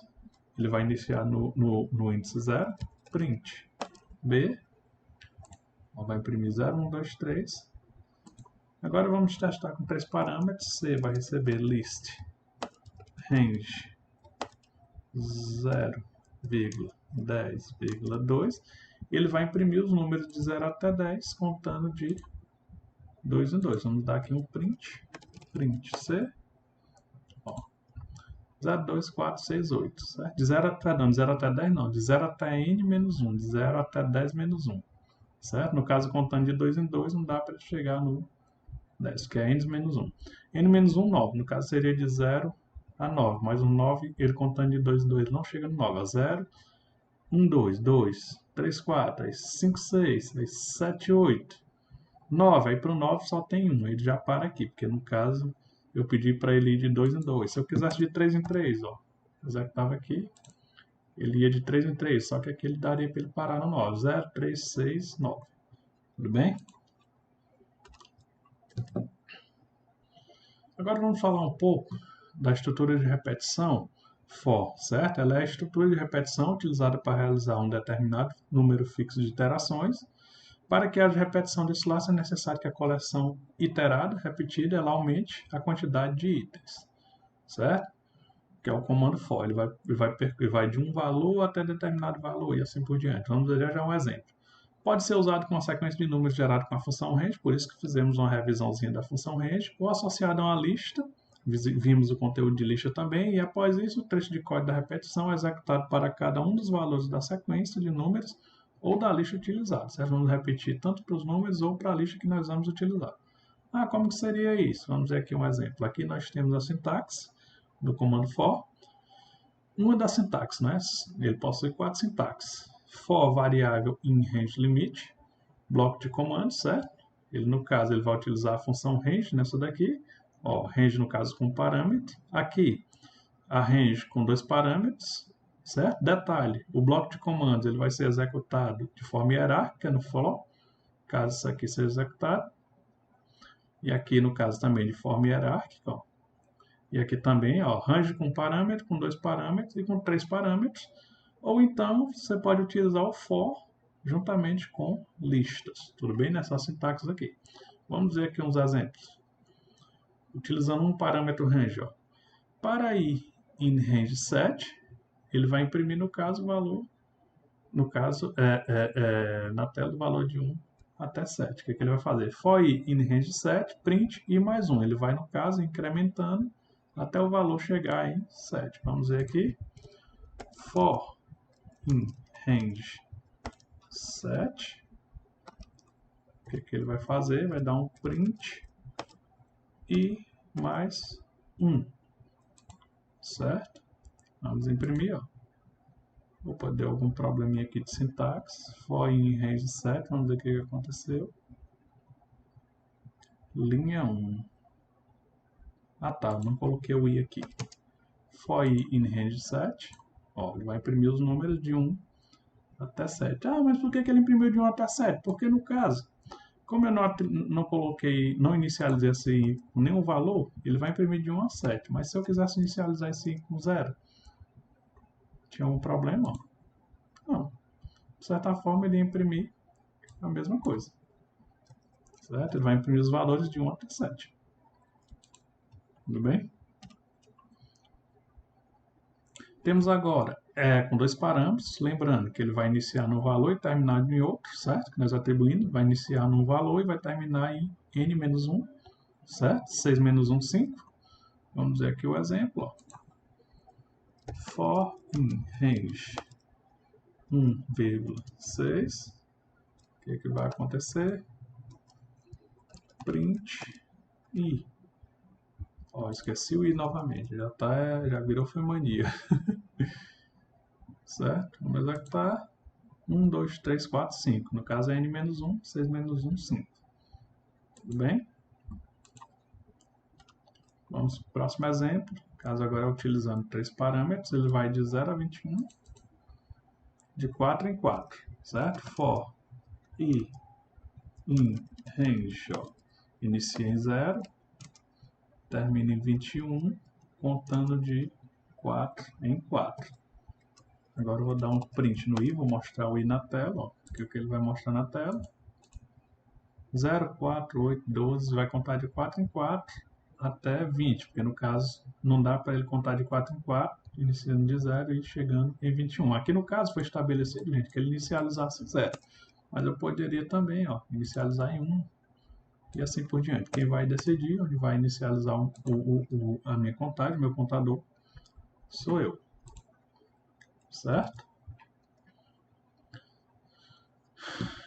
Agora vamos fazer um teste aqui com for utilizando listas, certo? Ele vai utilizar uma lista, lembrando que a lista ela é constituída de colchetes, né? Como que ficaria isso aqui? For in colchete 10, 20, 30, 40, 50, certo? 2 pontos, utilizei uma lista, esqueci novamente o i, não é? Em seguida, eu vou imprimir esse i, que ele vai mostrar na tela. Ó, 10, 20, 30, 40, certo? Porque no caso o i, ele vai percorrer o i até esses valores, né? Até todos os valores, né? Ele vai inicializar em i e terminar em todos os valores. No caso, ele acaba mostrando todos os valores em sua estrutura, na estrutura da lista. Certo? Agora, vamos imprimir aqui esses valores. Tranquilo? Aqui ele está com um exemplozinho antigo. Nós vamos utilizar aqui esse outro exemplo. Certo? Um errinho aqui técnico. Mas acontece. Vamos lá. Aqui agora é um outro valor utilizando listas, só que agora listas com caracteres, ó, com valores entre aspas, com valores entre texto. Certo? Ó. Nomes, recebe. Cria uma lista, um nome FUNAI, um outro nome proteção, um outro nome índio, certo? Variável nomes recebeu uma lista com os nomes FUNAI, proteção e índio. Para o i até essa lista chamada nomes, não é? Percorrer essa lista chamada nomes, eu vou dar um print no i. O que ele vai mostrar? Nomeus. Coloquei nomeus. Tem que ficar ligado na sintaxe, viu, gente? O que ele vai mostrar na tela? Ó. FUNAI, proteção, índio, certo? É aquele mesmo conceito que nós vimos de lista em algumas aulas anteriores. Tranquilo? Certo. Agora vamos entrar, pessoal, no assunto de funções em Python. Esse assunto ele é muito interessante porque cada função ela possui uma tarefa específica. Quem determina essa tarefa que a função vai realizar é o programador. Você pode fazer uma função para falar seu nome, uma função para calcular alguma coisa e assim por diante. Quem vai decidir é você. São subrotinas que podem ser reutilizadas para que não seja preciso executar um trecho de código mais de uma vez. Pode ser definido através da palavra definite da função. Por exemplo, se eu fizer uma soma no meu programa, eu quiser fazer uma outra soma de outras variáveis no programa e outra soma, no caso, para eu não precisar ficar somando, eu posso criar uma função que some, no caso, essas variáveis e mostra o resultado na tela. Aí toda vez que eu for querer fazer uma soma, eu chamo essa função, coloco os parâmetros, os valores dentro da função e ela faz a soma automaticamente para mim. Certo? Através das funções é possível executar um bloco de comando a qualquer texto do programa. Qualquer parte do programa eu posso chamar uma função. Uma função pode ser nomeada pelo programador de acordo com a sua funcionalidade. Se eu quiser criar uma função com o meu nome, função Márcio, eu quero uma função chamada Márcio, que ela mostre na tela. Márcio é programador. Aí na hora que eu chamar essa função, ela vai mostrar na tela já a mensagem Márcio é programador. Tudo bem? Quem vai definir sua função é você. Temos os parâmetros da função, elas são as variáveis inclusas dentro dos parâmetros de uma função.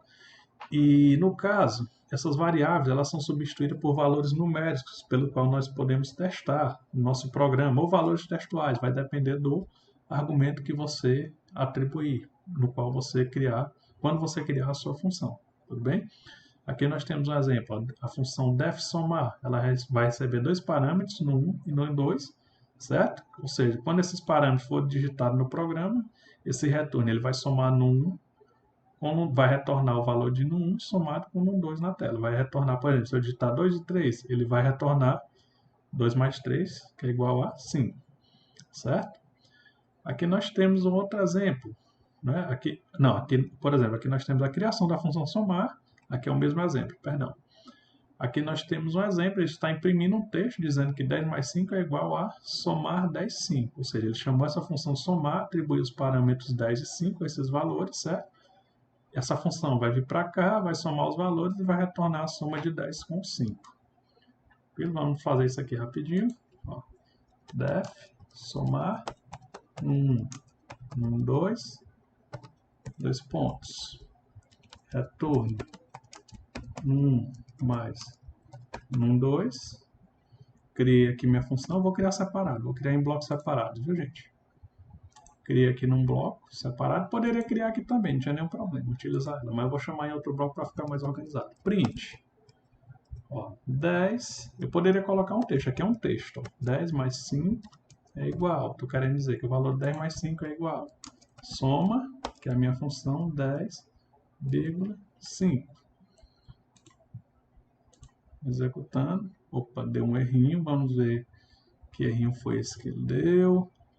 Print 10 mais 5, soma 10, 5.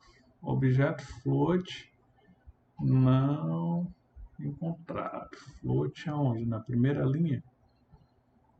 Print 10 mais 5 igual a soma 10, 5. Muito estranho esse erro aqui, gente, mas vamos ver. Deve somar no 1, no 2, né? Criamos aqui a nossa função somar, retorne no 1 mais 1, 2. Vamos executá-la aqui em cima, para ver se ela não dá erro. Print, executar só somar 10,5. Vamos ver aqui se ela retorna aqui a soma. Ah, tá. Foi algum problema que deu no texto. Soma 10, 5, ó, vai dar 15, mas eu poderia colocar um texto aqui, para ficar mais organizado. 10 mais 5 é igual, aí, aspas, texto, né? 5. Eu executei agora sim. 10 mais 5 é igual a 15, tudo bem? Ou seja, criei a minha função soma, que ela vai somar. Se eu criasse a função multiplicação, por exemplo, ela iria multiplicar. Se eu criasse a função calcular a equação, eu poderia programar ela para calcular uma equação. Se eu criasse uma função para mostrar uma mensagem, ela iria mostrar uma mensagem, assim por diante. Tudo bem? Aqui é a sintaxe da função, não é? Criação de uma função, a utilização de parâmetros de uma função, não é? Então, aqui ficam os parâmetros, definição, nome da função, parâmetros da função, certo? E o bloco de comando, certo? Lá era def somar, recebia o no 1 e no 2 como parâmetros, e o retorno ele ia retornar, estava retornando no caso no bloco de comandos, é a soma de no 1 com no 2. Tudo bem? Uma função também ela pode não ter parâmetros, tudo bem, gente? Aqui no caso, era uma função para somar dois números, poderia ser uma função para mostrar um texto, por exemplo, eu não ia precisar de parâmetros. Temos aqui uma outra função, a função def dobro x. Essa função def dobro x, ela vai retornar o valor de x digitado aqui, ó. Vai retornar o valor de x digitado aqui, e vai multiplicar esse valor de x por 2 e vai mostrar na tela. Aqui, o que aconteceu? Ele só citou que o usuário digitasse o número. Essa variável calc dobro foi criada, recebeu no caso a função dobro num, certo? Essa dobro num, ela vai pegar um valor qualquer, o valor que foi digitado aqui no caso, né? Que é o valor de num que foi digitado aqui, certo? E em seguida, ela vai no caso multiplicar, certo? Temos aqui o valor x, ó. O valor x, vai pegar o valor de x aqui, ó, vai substituir, se eu digitar 2, por exemplo. Ela vai vir para cá, vai pegar o 2, vai multiplicar por 2 e vai retornar, certo? E vai armazenar aqui. Em seguida, eu vou dar um print nisso aqui, ó. Vou mostrar ele na tela e ele vai mostrar somente o resultado que é 2. Tranquilo? Vamos fazer um teste. Certo? Ó, def dobro, nome da função x, recebeu um parâmetro chamado x, retorne x vezes 2, certo? Num vai receber int input, digite um número, certo? Vai pedir para o usuário digitar um número inteiro. A variável calc dobro vai receber a função dobro mais esse número que foi digitado pelo usuário, certo? Em seguida, o print o dobro do número digitado é calc underline dobro. Tranquilo? Vamos executar. Se eu digitar 2, ele vai retornar, vai pegar o número, vai multiplicar por 2, vai retornar 4. Tudo bem? Que a função, no caso, é a função para calcular o dobro de um número. Tudo bem, gente? Eu criei aqui uma função, pessoal, agora, uma função sem parâmetros, no caso, para retornar um texto. Uma função para mostrar o nome de um índio famoso, certo? Eu defini o nome dela como índio famoso, posso colocar um nome qualquer que eu quiser. Essa função ela vai retornar o nome Cacique Raoni Metuchiri, né? Aquele cacique que ficou bem famoso, né? Vi algumas vezes ele no jornal. Não sei o motivo, mas só sei que ele ficou famoso. Tudo bem?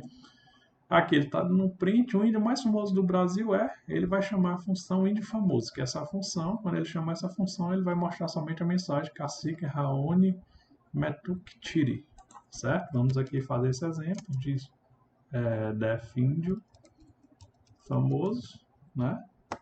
É uma função que não vai receber nenhum parâmetro, retorne Cacique Raoni Metuchiri.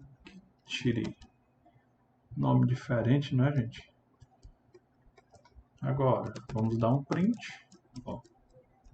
Índio mais famoso do Brasil é o... Aí, vírgula aqui, não é? Eu vou chamar a função índio underline famoso. Tranquilo? Vamos executar. O que ele vai retornar, o índio mais famoso do Brasil é o Cacique Raoni. Vai imprimir na tela. Cacique Raoni Metuchiri. Um nome um pouco difícil, né, gente? Mas enfim, eu jamais botaria um nome desse no meu filho. Deus me livre. Mas enfim, gente.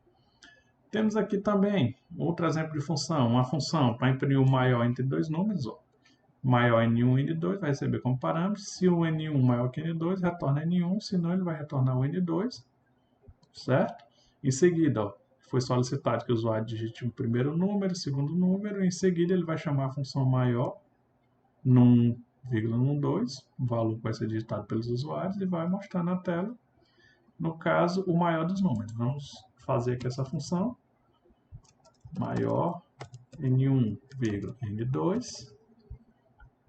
2 pontos, o nome dessa função, certo? Se N1 for maior que N2, o que vai acontecer? Retorne, o N1 vai ser retornado. Se não, else, né? É o comando que nós estudamos. Retorne N2, né? N2 vai ser retornado, certo? Criar essa funçãozinha aqui. Criei ela aqui separada, espero que não dê, porque às vezes quando a gente queria separar, ela estava dando um errinho. No 1, vai receber um int input, digite o primeiro número. 2 pontos, né? Pedir para o usuário digitar o primeiro número. Vou repetir isso aqui, colocar aqui um 2. Pedir para o usuário digitar agora o segundo número. Em seguida, eu vou fazer a impressão de um texto. O maior número digitado foi, 2 pontos, vírgula, vou chamar a função maior, vou colocar dentro dela no 1, vírgula, no 2, que vão ser os valores que vão ser digitados pelo usuário.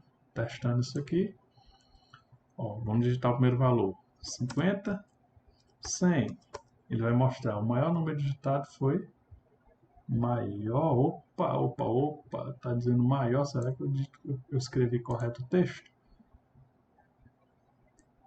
Vamos ver aqui, onde é que está o erro. N1 maior que N2, retorne N1. Certo? O usuário vai aqui. N1, N2. Se o N1 for maior que N2, o N1 é um valor digitado primeiro, ele vai retornar o N1. Se não, ele vai retornar o... Ah, tá vendo que o erro, gente. Esqueci o Nzinho, ele vai retornar o N2. Executa aqui a função novamente. Ó, 10, 50... O maior digitado foi 50, certo? Você viu que uma letrinha de nada já dá um probleminha no programa, por isso que nós precisamos ficar ligados. Agora, 100, aliás, 50,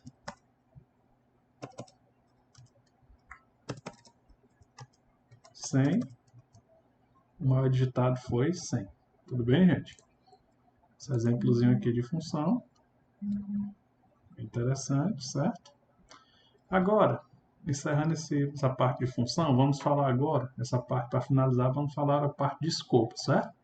Uma variável dentro de uma função, ou de um comando if, gente, ou o comando while, né, por exemplo, identados, eles possuem, no caso, um escopo local, certo? Ou seja, ela não pode ser acessada externamente pelo programa principal ou por outras funções externas, mas só pelo próprio programa. Ou seja, se ele está identado aqui dentro, por exemplo, tem um def. Dentro do def tem um return, certo? Esse return ele não pode ser acessado por outros programas que estejam fora da função def dobro x, tudo bem? Tudo que estiver aqui fora não pode acessar esse return, certo? Porque esse escopo aqui é local em relação a isso aqui. Ó. X poderá ser acessado somente pela função dobro e não por outras funções ou pelo programa principal, somente na função dobro, porque ele se encontra dentro da função dobro, tudo bem?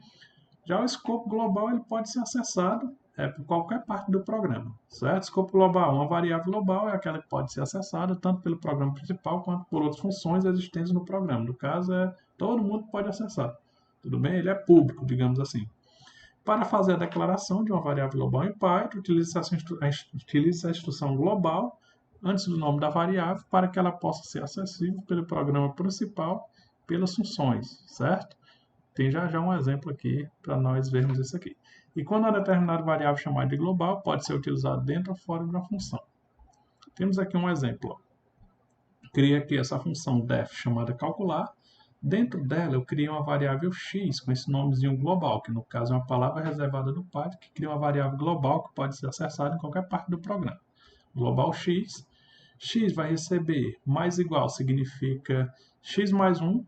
X vai receber x mais 1. É a mesma coisa que x mais igual a 1. Em seguida, eu vou imprimir esse x. Essa variável global ela está aqui, mas ela pode ser acessada também por fora. Esse x que está aqui dentro, ele foi acessado fora do programa, ó, certo? X recebe 10. No caso, porque ele é global. Se ele não fosse global, ele não poderia ser acessado, certo? Imprimiu na tela o valor 10, que foi atribuído, certo? Chamou a função calcular. A função calcular, o que ela fez? Ela pegou esse valor 10, ó, colocou ele aqui, somou x recebe x mais 1, x recebe 10 mais 1, imprimiu na tela, ele vai imprimir na tela o valor 11, tudo bem? No caso, só para explicar que essa variável global ela pode ser acessada por qualquer trecho do programa. A instrução return, nós já vimos como ela funciona, né? Ela vai retornar um determinado valor de uma função, certo? E vai encerrar a função. Caso não haja um valor a ser retornado, a função retorna o valor none. Tudo bem? Se ele não retornar nenhum valor, ele vai retornar esse none. Tudo bem? Temos aqui um exemplo da utilização da função return. Nós já vimos, né?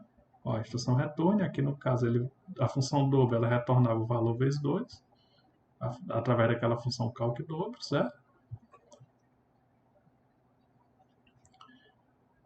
Certo, atribuição de valores aos parâmetros de uma função, né? Fizemos também essas atribuições de valores aos parâmetros, né? Quando nós digitamos um número, certo? Um número aqui. Esse número, ele se torna o parâmetro dessa função e essa função calc dobro vai calcular, no caso, o dobro do número que foi digitado. Tranquilo?